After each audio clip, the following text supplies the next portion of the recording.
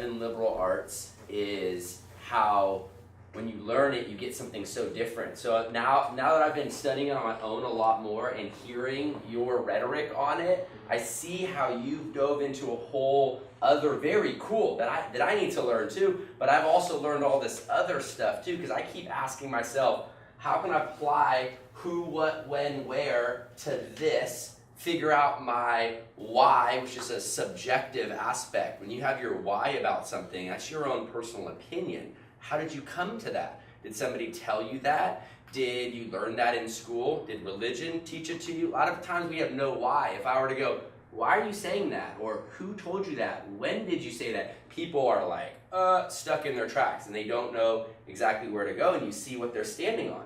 You see their level of understanding. You know, what are they standing under? So, real quick, as I see it, the 7 liberal arts, they were really popularized by Pythagoras. He was taught by Plato, and they were some deep, they had the initiates would be inducted into the mystery schools. And these guys did this stuff in secret because they knew the church would persecute them and they would be in trouble because they were teaching people how to free themselves. And so he came up with this ingenious way to understand the entire liberal arts. It's right there. It's right there. If you ever forget, don't forget the a squared plus b squared equals c squared, right? The 3 units on one side of his triangle. We all learn this in geometry, but we're all like, what is that? And then the 4 on his triangle, and then you always have the 5. And that right there is a whole mathematical genius. You could understand this world in so many different ways, but it puts it all in perspective. So just like Odysseus said, the 3 on this triangle represents everything you need to know for language and symbolizing and decoding language so people can't fool you anymore. And you can't fool yourself. And you start to really uncover what it is, the symbolism that you're saying and you're interpreting. Then over here, it's beautiful. All of mathematics is put into 4 beautiful steps that are very, very alive and relevant today. 100%, right? And so that's exactly what Odysseus is saying. But this is straight like physics and math and going into reality right now. This isn't ancient, like there is a lot of esoteric stuff in the water and earth. Totally, we need to bring that out. But I'm saying we could put this right here and have unified theory and see all kinds of stuff that we're not really seeing and put a lot of science, beautiful science together that's just right there waiting for us. And it's so beautiful. It says, look, develop your 5 senses. Above all else, before you listen to anything we're saying, walk out there and feel that sun on your skin. And listen to some beautiful music later.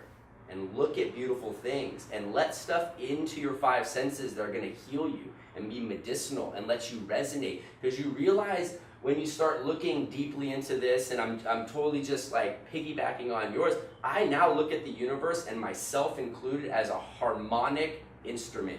The planets are like all the way, when you see the math behind it and the symmetry and the geometry behind it, everything is in order and it's perfectly balanced in beautiful, beautiful ways. And that's what our body is. 50 trillion cells all held together by this almost magical force called life, you know, and then you go deep into it and it's like we're pure energy and we all know that, but then we act like we're all these individual blocks of clay and we have all these problems, but we're energetic beings trying to advance in consciousness, you know, as I see it. That's what the math says.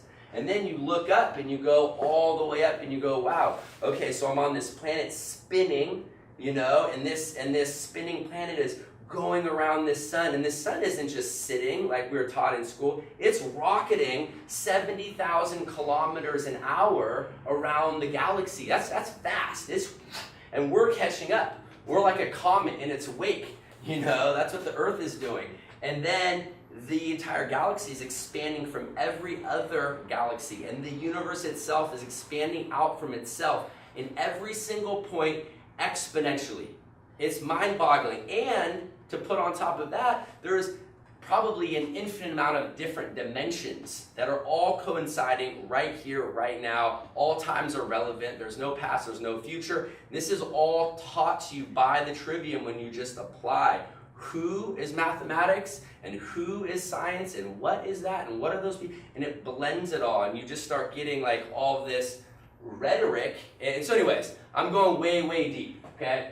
It's really helped me in my life. So 7 liberal arts, words, math, 5 senses, just like he said. So we're going to now, I just want to say that, jump over to the second part of the Trivium, okay? And we're going to talk a little bit about how you come up with your why. And in that, you have to talk about logical fallacies. Does anybody know what a logical fallacy is? Come on, nobody? That's why I think it might be too much. But let's go over it. So the thing is, 2 days ago, Odysseus said, you have to do a presentation on the logical fallacies. Now, I'm no expert. I don't know this stuff. But the cool thing, yes? Joe kind of knows what logical fallacies. Could you define it? Well, just kind of like a way of like seeing through the bullshit, I guess, kind of like, what are they doing? I guess I don't have a way to like word it very well, but like, you know, they're trying to point, like, take you, I don't know, so like politicians talk, they want to make you feel a certain way, Yes. so you think a certain way, and you Yes. kind of manipulate what you're doing, and there's tons of different ways that you do that. So. Yes, 100%, yes. So the Trivium is all about learning words. I'm just going to keep reiterating because I needed it reiterated, right? And after you've absorbed this information, all this stuff people are saying, you know, you have to ask yourself, what are they saying? And you start learning that sometimes people don't even know what they're talking about, or they might be lying unintentionally, or they might not have sound reason. Okay, so a logical fallacy is basically in a conversation, in an argument, in a debate, right? Let's say I have my hat here, and I drop it, right? And then I drop it again, right? And you interpret both of those as being the exact same thing, and I don't, right? And we start having a debate, right? We have to understand that we're talking about an argument here. We're trying to prove our point of view. We're trying to make clear, okay? And in an argument, you have a premise and a conclusion, and that's what we start talking about logical fallacies. So I'm going to try to keep it super, super simple. The Trivium teaches you to ask who, what, when, where, and so that's what I'm trying to do on this, and it's going to look like a muddle of information, but at the end of it, you'll see how the Trivium teaches you how to learn about stuff. Because for me, this is my learning process, and I didn't want to erase all these different colors because last night I had a bunch of colors, had a couple of hours, and I was defining and decoding what this guy just 2 days ago is like, hey, you got to present, and I'm not an expert. I was just like you, like I kind of have heard about it, but I wouldn't feel comfortable standing up in front of a class of people. But because I have this education, here's what I come up with, okay? So, to answer the question who, logical fallacy, you have to actually see, well, it's a word, right? Logical is the Latin root, it's an adjective. It also, if you look at the Latin root of that, it means to reason, and the Latin root of that is to consider. If you define it, it's the art of reasoning, okay? So if you say the word logical, it's the art of reasoning, so to speak. And these could all be synonyms, but they're really deeper than synonyms because it's where they come from. Logical, reason, consider, okay? Fallacy, deceive, cheat. The definition of it, mistaken belief. Okay, so basically, logical fallacy, you're having the art of reasoning and you're not listening to people's mistaken beliefs. You're not going to be tricked, right? It's reasoning gone bad. If we're thinking that our line of thinking with this hat, here's a better example, right? For any argument, which all logical fallacies are found in, you have to have a premise and a conclusion. So my hat is the premise. My hat is the thing we're talking about, right? And if I go like that, and I go, I dropped my hat, and you say, you threw your hat. We now have two different premises, right? And we're trying to talk about what the conclusion is going to be, right? Did I say that right? Yeah. Help correct me with the, okay, good. So that's the who, right? We've understood the word. The what, reasoning on that, and there's 4 different things I could come up with. You have to go deep. You have to look at different, go to, Google definition, but then go to Webster definition. Go, look at all of them and really find out what these words are trying to tell you. So there's different ways to say it. So I'll say it in different ways, right? It's an error in reasoning that undermines your argument, right? So if I attack you personally, instead of like, why do you think you said it dropped? Yes, right? Right? or it defects your argument, making it weaker, right? Straw man. That, exactly. Straw man's a great example. Error that undermines an argument, errors that render an argument invalid. So if I start using, you're like, hold on, we're not having a debate anymore. You don't even know how to debate. We're not coming to truth. You're just giving me a bunch of BS. So he has already won the conversation when he knows these and I don't. It can be hard to evaluate, however, whether an argument is fallacious, if they have these things in them, because we use them so readily in our day and age because we haven't been taught them. Our schooling system gave us no clue a lot of times, unless you had a little bit of like a logic class here and there, but never put it together in a system to go, man, I better really understand this stuff, right? Above all else, it does not provide proof. A logical fallacy does not give you proof, okay? So when do we need to be thinking about this stuff? Man, all the time, everywhere, in your conversations, when people are marketing to you, pharmaceutical. The word pharmacy means of nature, to come from nature, not synthetic. Hello, can we help you? Come on in. Yeah, it's my brother. Hey, come on in, welcome, yeah, welcome. All right, so in debates, media, politics, thinking, money, symbolism, action, the government and law, social media, negotiations, lifestyle, in war, energy, in Hollywood, education, and our health. All the time, right? That's why I see my rhetoric of telling people to you guys can sit on the ground if you want because it's better for your health, because when we say, oh, sit in a chair, that could also potentially, and it's okay for you, that could be a logical fallacy because actually it's not. It's killing us, just like cigarettes, it literally is really bad for our health, and our older people are suffering the consequences. So where do you find this? Basic communication skills. The more you can harness your 5 senses, the more you're going to be able to recognize when people are using these. Okay? Also, in the Trivium, it's studied in logic, right? Because this is our body of work that we're trying to learn, and so it's one small aspect right here in logic when we're trying to figure out our why behind the situation. That's when logical fallacies can be inserted in, and the more we learn how to get good at these, we're going to be more prepared in life. So finally, my why. So again, this is subjective. This is my personal opinion, and when you have gone through your who, what, where, when, then you'll have another why. So if somebody goes, what are they? You'll be able to tell them, or why are they important that we know? And so here's my interpretation. So why of logical fallacies? So we don't get tricked. You don't want to just have people saying stuff and you go along with it. Oh, okay, that sounds about right. And just being led down whatever, right? Logical fallacies, know them or you'll be misled. Just another way to say it. So I believe that illiterate people of our generation will not be able to discern truth from delusion.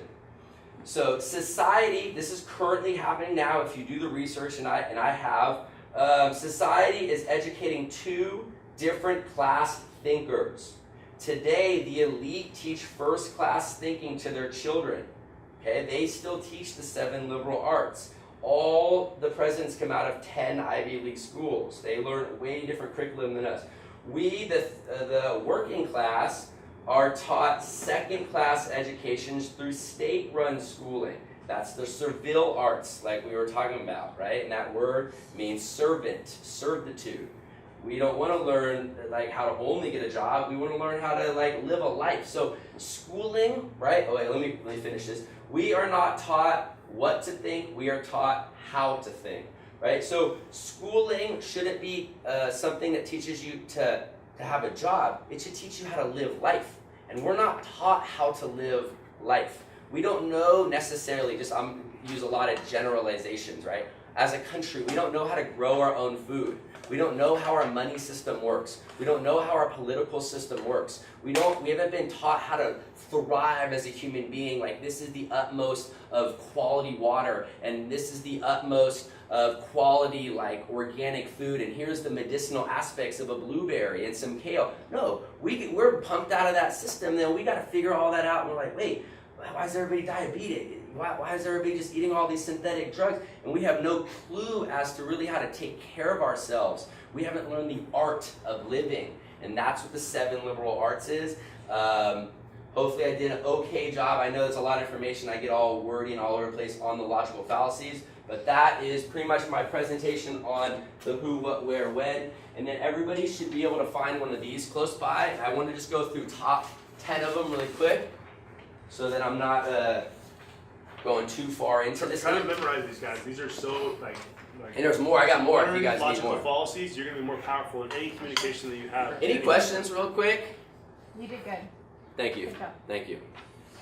You guys good? It was good, man. I just want to go over a few of them so we Well, get examples. I'm anal. Like, thank you so much for being so patient. The last 2 days, I've been doing like nothing but obsessing. Because I get nervous when I have to speak in front of people. I'm all over the place. So I've really been trying to know and there's 2 people here who aren't here who are like really strong debaters, and they've been debating me a lot, and I was like, fuck, they're gonna come just crush me if I don't know my stuff. So They didn't even show up. they didn't even show up. Sounds great. Okay, so just let's go over a couple of these. So can you help me act some of these out? You're a good dramatic person if you don't mind. So You say I'm dramatic? in a good way. In a good way. I hate your hat. Your hat sucks. That's an ad hominem attack. Yes. I just attacked him, right? And I didn't know what I didn't show say. it. But Call me out. You know what's happening. I'm attacking you, dude. Watch I out. won. Right, Okay. So does everybody kind of understand that if you attack the speaker instead of their argument, you're losing the argument? Okay, that's not logic. That's a logical If fallacy. somebody does that, you've already won the conversation. Yeah. If we're having a conversation about like this piece of paper, like we're talking about logical fallacies or whatever, and I go, you know what? Fuck the sharks. Yeah. I hate the sharks. You have an ugly beard. And I attack him back, then we just get into an argument. But if I go, wait a minute, I thought we were talking about the paper. That's cool. We can talk about that another time. Yes. Let's get It's a back to trick this. to draw you away. And then if I catch him doing it too much, I go, look, the thing with debating is we don't want to be like attacking each other. Do we want to know about No, this no. paper or not about this paper? Yeah. Because I can't keep doing what we're doing. That's dysfunctional, right? And you basically unarm people, and you're like smarter than them. They're like, what are you doing? You know? Unless they know it. I got one. So Go ahead. So John, I want you to join this group, and you're either with us or you're against us. There's Right, only right, 2 options. right. And you're either with us or you're against us. Right. That's it. So he's only giving me 2 options. What is that? False. False dichotomy. Yes, false dichotomy. So Yeah. I'm giving you 2 options. It's like you're either with the terrorists or you're against them. You could be your own group. You're not either for or against, right? It's used all the time. It's an example of how it's used in politics. Yes. So appeal to authority. Does anybody know what appeal to authority is? I'm a scientist, I know exactly what's going on, so you have to listen to what I say. Exactly. Yeah. We should look into what the scientist has to say, or the pharmacist has to say, or the doctor. Get a second opinion. Sometimes it seems like they're just trying to get their paycheck and push it out the next person. And if we don't take care of our own research, we could be doing something that maybe isn't best for our health. Okay. Appeal to emotion. So I think that you guys should all be really happy about this new product because it's Happy. Yeah. Yeah. That's the thing. Is It's if he talks I use about that the kind of emotion, right? And I'll just say controversial. If you don't get your baby vaccinated, your whole family's going to be so sad later. Yes. Or it's like, like wait, you're- let's talk about the research, doctor. Yeah.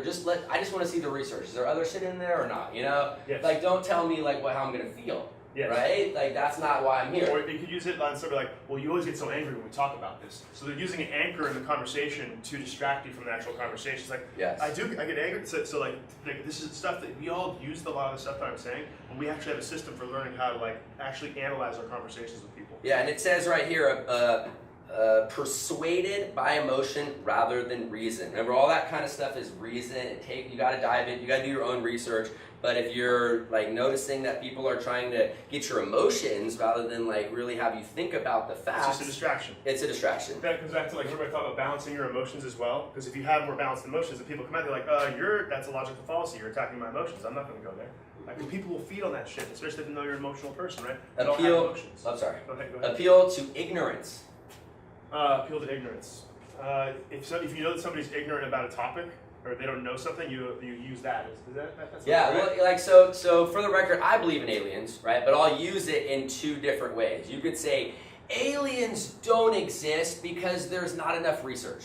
Okay, like what is that? It's Is appeal that to ignorance. I'm not giving you anything, right? Or they do exist because the universe is so big, it's infinite, they have to be there.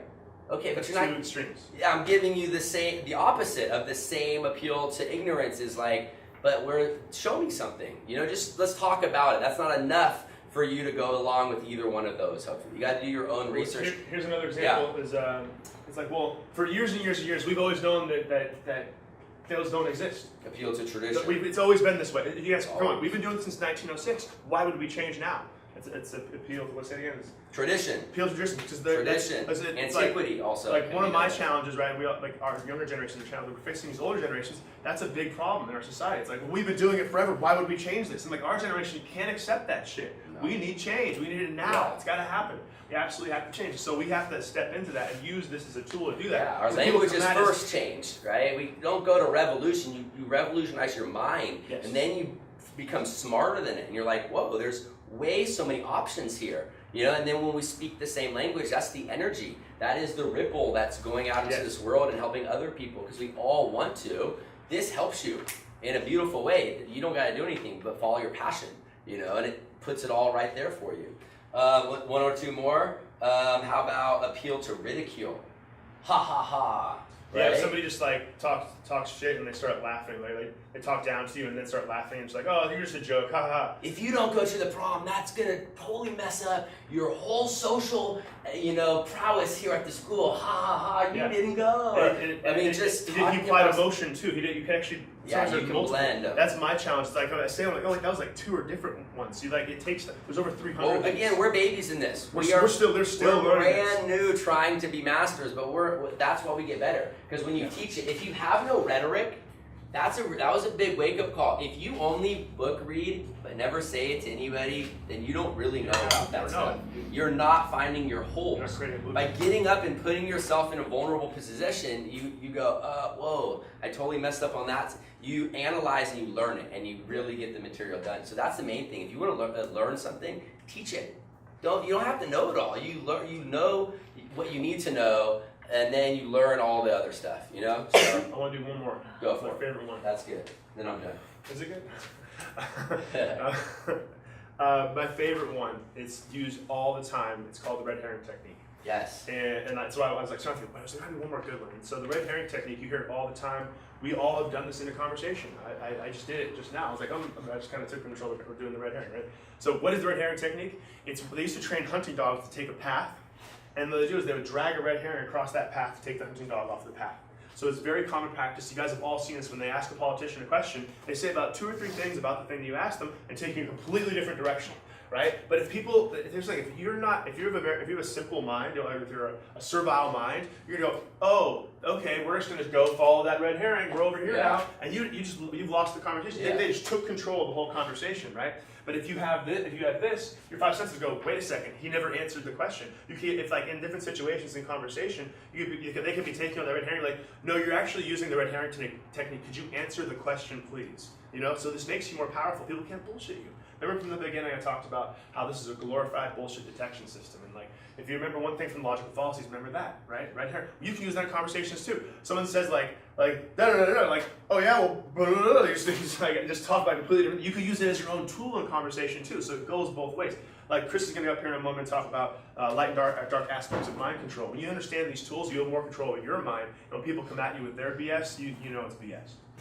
Any last questions on logical fallacies? All right, cool. Thanks, guys. That's my presentation. Chris, you're up there, right?